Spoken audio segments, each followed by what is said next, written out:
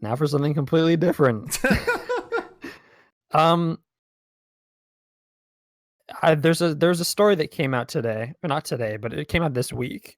Activision announced some kill streak rewards for Modern Warfare, for the multiplayer, and I don't think they thought that this would be a story, like a massive story. Like the tweet was pretty short, it's pretty low key. It was just an image and a tweet, right? Yeah, Yeah. exactly. It was kill streaks are back. And this is the tweet. Own the opposition, reap the rewards. Kill streaks make a return in hashtag Modern Warfare. Tune in August 1st for the full multiplayer premiere, which happened today. And the three kill streaks they revealed were the Juggernaut suit, an infantry assault vehicle, and white phosphorus. And it's that last one that got a lot of attention. For people who don't know, white phosphorus is like mustard gas, a chemical weapon that is very deadly. And historically and currently it has been used in civilian areas in modern warfare. It has impacted civilians and has impacted civilian areas in pretty horrific ways. I put a link to a thread in our show notes, but it just has absolutely horrific Cool. consequences for those that come in contact with it. And it's important to note this isn't the first time that white phosphorus has been used in COD. It was used as a special grenade type in the Black Ops games. And this isn't the first time that this Modern Warfare, the reboot, whatever you want to call it, has gotten a little bit of controversial attention. The whole concept behind this Modern Warfare is that the single player is taking a very grounded, very gritty approach to Modern Warfare, to telling a story. They've talked about addressing themes like child soldiers, civilian casualties. They've even mentioned like shooting, like the consequences involved in shooting a baby. So they're like tackling very dark things. And this is a franchise that's mostly known for, despite some moments, being just a big like popcorn flick, like a Michael Bay film, pretty much. A very jingoistic, very like hoorah kind of Michael Bay film, which is redundant because Michael Bay films are already like that. And so I think something like this comes out and seems to run counter to that. Obviously, there's always been a disconnect between the tone struck in the single player of Call of Duty games and the tone struck in the multiplayer of Call of Duty games.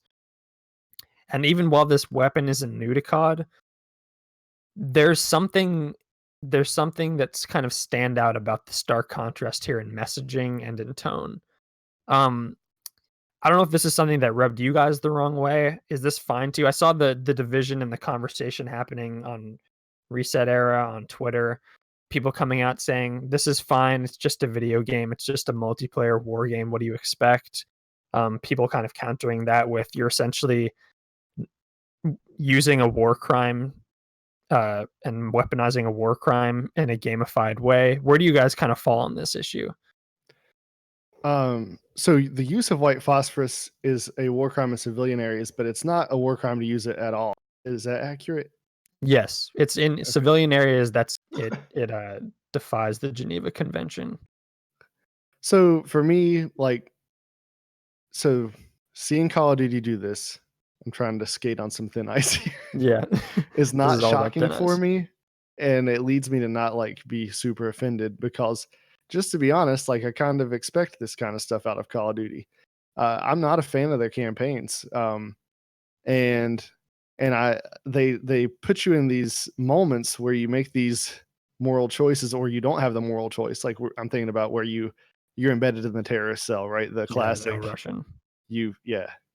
You probably shot the people, but you didn't know you didn't have to. And I didn't play that one. I didn't get into COD till after that. But the only campaign I ever played was Black Ops, and I quit where I was forced to torture a guy. I had to stick glass in a guy's mouth and punch him in the mouth, and I'm like, I'm not down for this. So oh, okay, Call of Duty's doing Call of Duty things. Mm-hmm. How many of these stories are we going to cover before we realize that this is Call of Duty? I don't think that they were shocked by this making the news. I think they probably counted on it to some degree. And I may be wrong. Maybe not this particular element, but definitely these dark, gritty things they're getting into. Oh, yeah, 100%. And I don't know how well they typically tackle these in the story, but one of the things that I think I saw you type, there is that disconnect between, can you have a serious story that tackles these issues well, and a multiplayer that's like, yeah, use all these awesome things. Mm-hmm. And like, for me, that's where there's kind of this disconnect.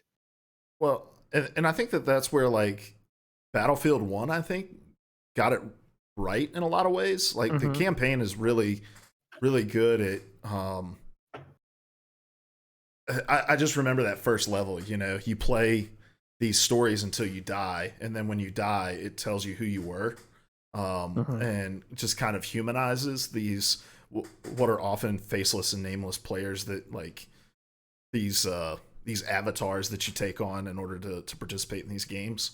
And the Battlefield series does a good job because it doesn't gamify the violence mechanics within it, in the sense of like work up to get to this, work up to get to that, like in this kind of kill streak way. But I'm with you, Larry. Like this has always been Call of Duty's struggle, and this whole idea that like Call of Duty's trying to tell a serious story, like it's the first time they've ever tried to do that, Like that's what the original Modern Warfare was. Exactly. And and even like I think about World at War, they tried to tell a compelling story about World War II in that. And then you got into the multiplayer, and there were bouncing Bettys in the game, and what did it focus on whenever you stepped on a bouncing Betty? Your limbs getting blown off, and it would like zoom in on you not having your legs or things like that. Like, and these were horrific things that were happening to, and yes, it was soldiers and not civilians at the time. But again, it was like, it took this thing that they tried to have a serious tone about in the story, in the campaign, and then just kind of made making a mockery of it is strong language, but I don't know of softer language that makes sense within the multiplayer, because it was put in this like game sense, and you felt a sense of victory whenever you were able to get an enemy to do it. And so this white phosphorus thing, like I guess it didn't move the needle for me at all, because a kill streak reward for ages has been get 25 kills in a row and you get a nuke. And that's the single most, when we did our podcast all together for our 24-hour stream, and Ben asked us a technology we would go back and uninvent, Larry said the nuke, and we were all like, yeah, because that's a weapon you can't not have civilian casualties from, And so yeah, this to me does not come as any kind of surprise, but I think I also agree with you, Larry, in that I think Activision is banking on this dichotomy between the multiplayer and the single player taking on this kind of contentious conversation around it. Well, they're also banking on the single player taking on that specifically. There's going to be so many think pieces written about this game when it comes out. I don't even know, like, ignore the baby, which is a whole thing, but like there are going to be a lot of moments in this game I already know without playing it that are going to rub people the wrong way, and it's going to create conversation around it. People are going to write about it, and it's going to expose the game to a lot of people who haven't been exposed to it already by the marketing campaign. And I want to go a little further on why it didn't move the needle for me. And Bill for Real says, couldn't they just not use white phosphorus? I mean, obviously you're killing people, but its connotation is what is the weird thing. And I think that's definitely an element, but I think about it from another angle even. Like gunshot wounds are pretty horrific things. Yeah. Even shooting people. And in games, you shoot them and they just drop dead, and that's that. And like most of the time, that's not how real life works. Like this blunt force weapon tears through somebody, and it takes some time for you to lose enough blood to stop functioning. Like it's a horrible thing, and we've gamified it. And so for me, I have a hard time like being like, well, I'd rather just shoot people. Yeah. Like I have a hard time drawing the line past, if we're going to gamify violence, we've gamified violence. And And the way I'm talking about this right now makes me very uncomfortable. But we do need to examine these things from time to time, I suppose. I think it's true. I think the point that I hear you making is, like, if you're going to go dark and gritty, do it. Like, don't half-ass it. This did move the needle for me because I recognize everything you guys have said. This is not the first time Call of Duty has been in this spot. It's not the last time it'll be in this spot. But that doesn't mean that we can't critique it and engage with it. Yeah. So that it doesn't become like it has become normalized for a lot of people. Oh, Call of Duty is going to use a nuke. Oh, Call of Duty is going to use bouncing betties. Oh, Call of Duty is going to use white phosphorus. There is a point at which you sort of have to question this stuff. And it's at the point where they're trying to shift the conversation in a more serious way. And at the same time, using those same tools that they believe are so horrific in a really gamey way. And so I think the contrast is just much more stark here. And I also believe that, like, part of the reason that some of these things may have worked in Battlefield 1 and may have worked in even World at War are the fact that those are games focused on battlefields. And there is a little bit less pressure to kind of tackle that stuff because that we've traditionally been conditioned to think of those battlefield engagements as gamey as gamers. When you bring it into the modern day and bring it into modern warfare where civilian casualties, obviously civilian casualties were a thing in those wars as well, but when you bring it home like they're trying to bring it home here, like domestic terrorism, like bombed out homes in Afghanistan and the Middle East, you immediately are calling upon images of, like, innocence and pain. And you're using something like white phosphorus to call that into question as well. Like, they clearly want to tackle this stuff and address it in some ways and then sort of, like, skirt around it in other ways. It's sort of kind of what Ubisoft has done by, like, making political games and then choosing not to engage it by just saying they're not political. Our game takes place in a fallen DC. It's not political. Exactly. Like, I just think I don't know if this, and this is getting at a question of mine, but I personally don't know if the model of release that Call of Duty has traditionally stuck to until last year, actually, I don't know if that's aged well in 2019, especially if you're going for this approach. And there are other ways it hasn't aged as well, but I think this kind of calls into question whether it has aged well in 2019. And that's where the actual conversation for me happens, because guns are used just as much to perpetuate war crimes and do horrific things as white phosphorus is. And so for me, it's less about the white phosphorus and more is Call of Duty the place to be trying to tell these stories and what Call of Duty does. Like, and I've been saying that since they started talking about how gritty this is going to be. And because I'm a pacifist. For those of you who don't know, that was something that came up a lot on Player 3 podcast. I don't know how much it comes up here on PvA Radio, but I'm a pacifist, and we'll get to that joke at a later time. It's not the time. I stopped myself. There's just a funny moment in the Player 3 podcast with that fact, but and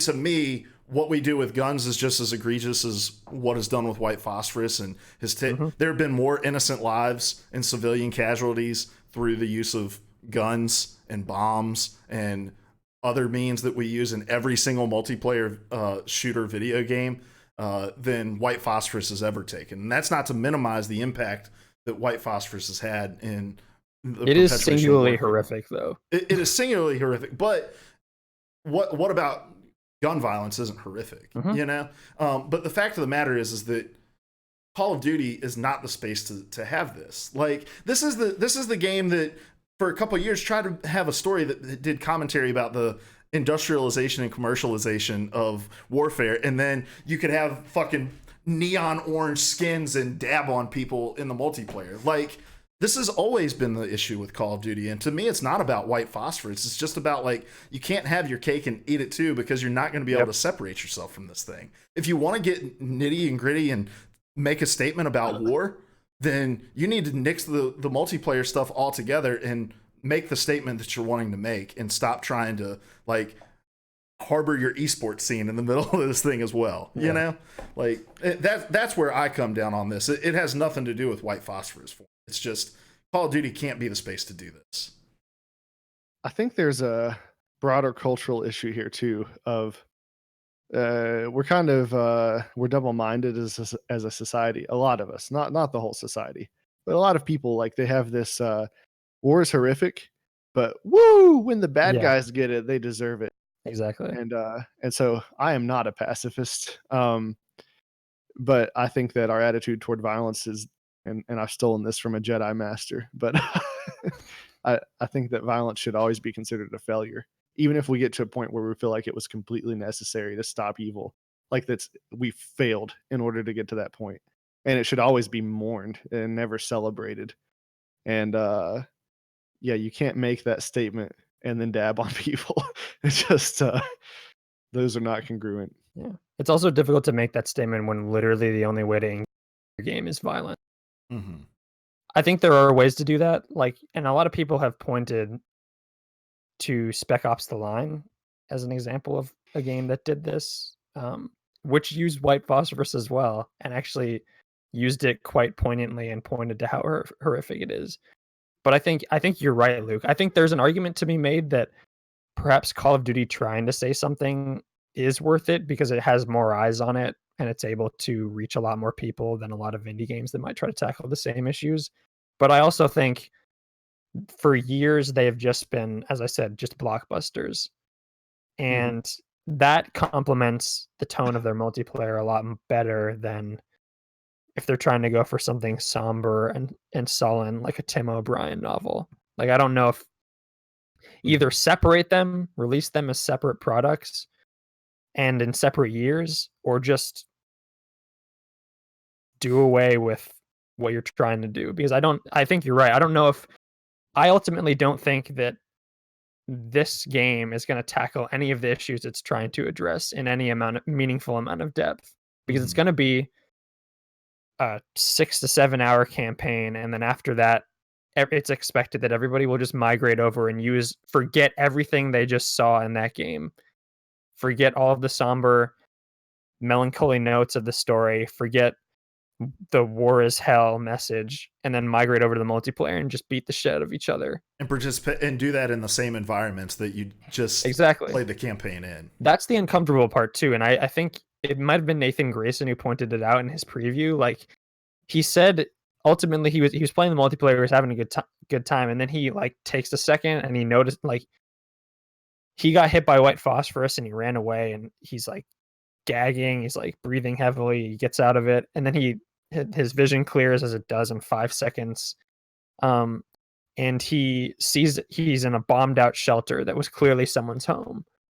Like, you are still playing in the same civilian environments that you are in the main story, but it's stripped of its context. And there's something kind of into a playground. It's turned into a playground. There's something disturbing about that. Yeah. Which is a critique of, I mean, that's how every Call of Duty game has worked. Oh yeah, no, and it's a critique of not just Call of Duty, it's a critique of a lot of modern military shooters. Yeah. But it becomes a point of starker contrast when you're trying to say something. Yes. Go ahead, Larry. Yeah. A lot of this conversation is just thinking out loud for me, because a lot of this stuff I haven't resolved what I think yet. And to get back to what I was saying earlier, the gun violence it's terrible too, and we've gamified that. Like, I think about Grand Theft Auto and the flack that it catches. Like, Grand Theft Auto at its core turns all kinds of horrific stuff into a big joke. And I don't know, I don't personally feel consistent being outraged about one of these things and not the other. But doing the seriousness and the jokes in the same game, like, that is for sure, that is the rub. What message do you want to send? And a lot of this, I think, comes down to context. Like, if you're shooting people up in Apex, I think it's a little different because there's a healthy distance created. Like, it's the same thing with action movies. Like, we're willing to watch Arnold Schwarzenegger mow down like or Sylvester Stallone, whoever, mow down tons of people. Keanu Reeves mow down tons of people. But it's kind of like, it's cartoony and like the expectation is set. It's in a heightened world. When you try to do that again, we're coming out to the same point. When you try to do that in a grounded, very real feeling world, it starts to like there's an uncanny valley there, and it starts to become a little disturbing. Mm-hmm. Yeah. And I also think about games like Rainbow Six Siege, right? Mm-hmm. Like the premise of that game, half the time you're playing as the terrorist who's trying to successfully execute their mission, you know? Like,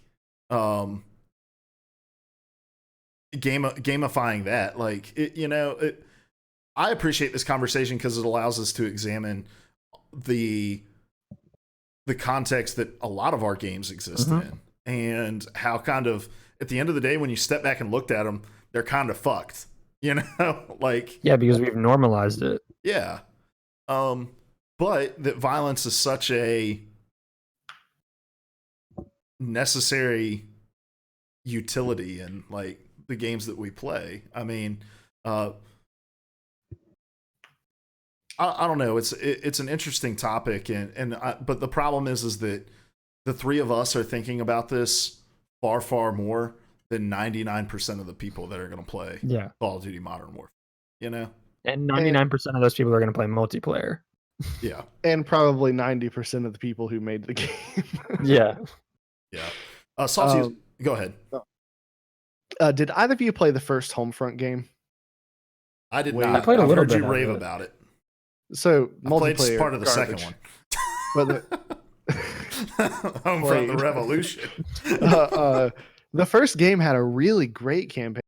It was written by the same people that wrote Red Dawn. But there was a mission in that game where you were capturing the North Koreans were about to launch white phosphorus on civilian targets. And if I remember right, you're breaking in and you're redirecting those missiles to North Korean sites instead.